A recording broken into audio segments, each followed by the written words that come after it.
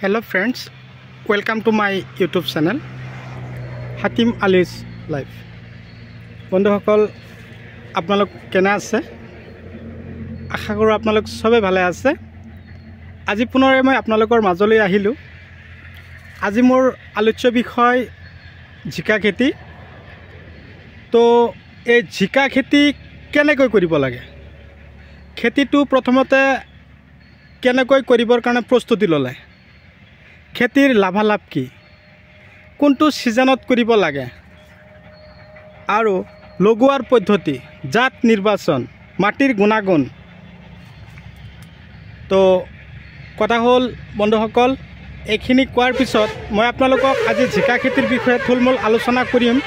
আৰু মোৰ আজিৰ এই ভিডিঅ'টোৰ প্ৰধান উদ্দেশ্যই হ'ব জিকাবিলাক এনেকৈ পচি যায় কিয়।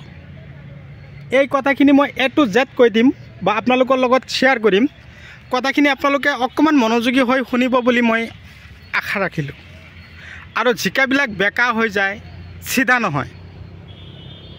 তো কথা হ'ল আপোনালোকে যদি মোৰ চেনেলৰ নতুন ভিউৱাৰ্ছ হিচাপে আছে তেনেহ'লে মোৰ চেনেলটো ছাবস্ক্ৰাইব কৰি দিয়ক।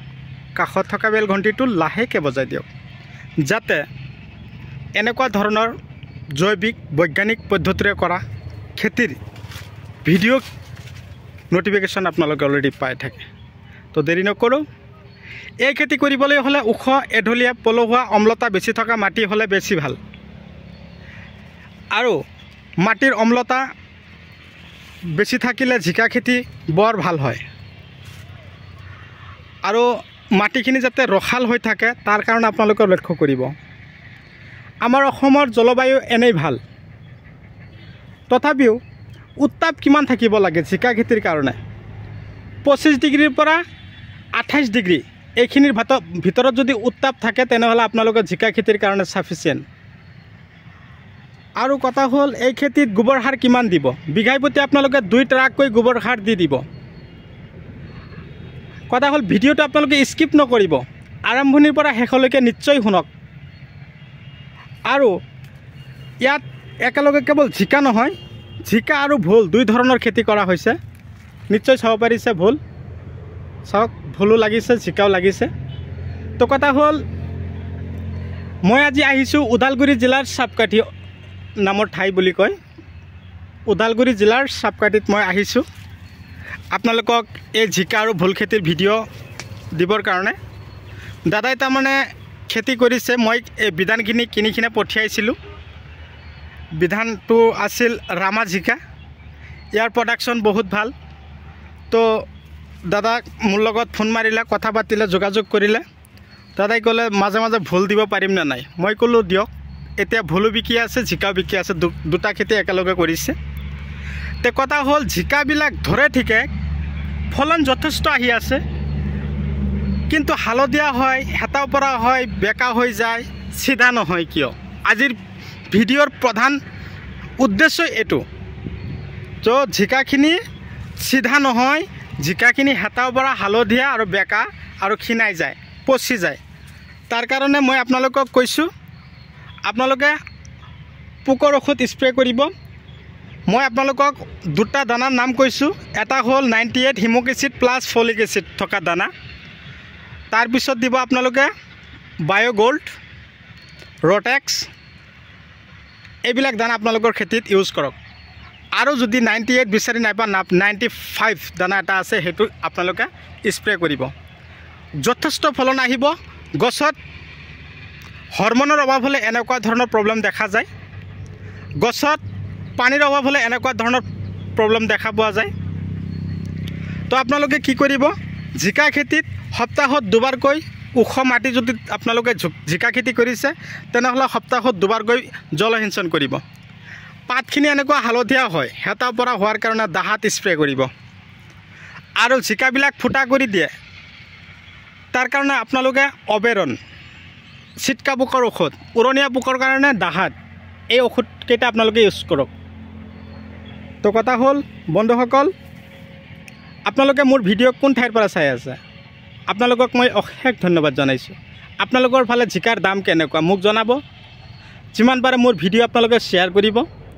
কেৱল ইউটিউব চেনেলতে নহয়, আপোনালোকে ফেচবুক পেজতো মোৰ ভিডিঅ' অলৰেডি দেখা পাব।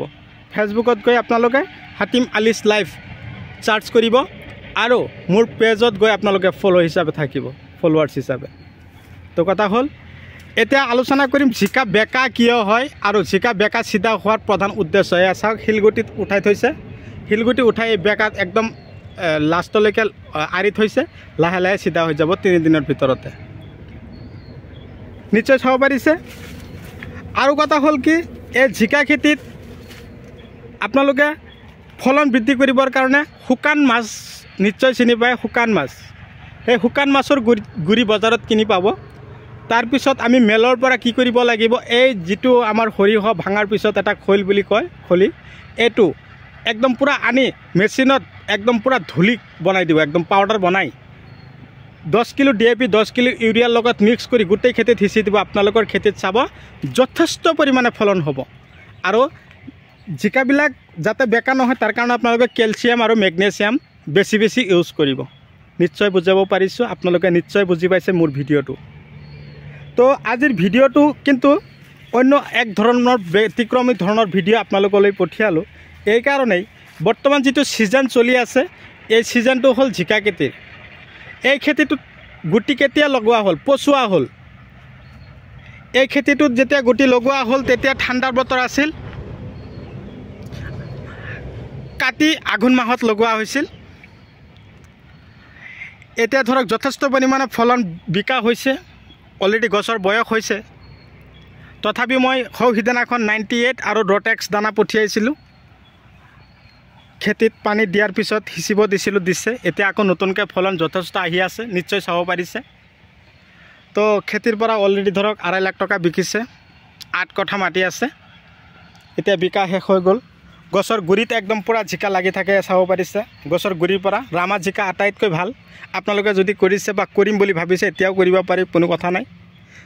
তো কথা হ'ল এই জিকা খেতিত গুটিখিনি কেনেকৈ লগাব, 1 ফুট ডিষ্টেঞ্চ ৰাখিখিনি আপোনালোকে লগাব।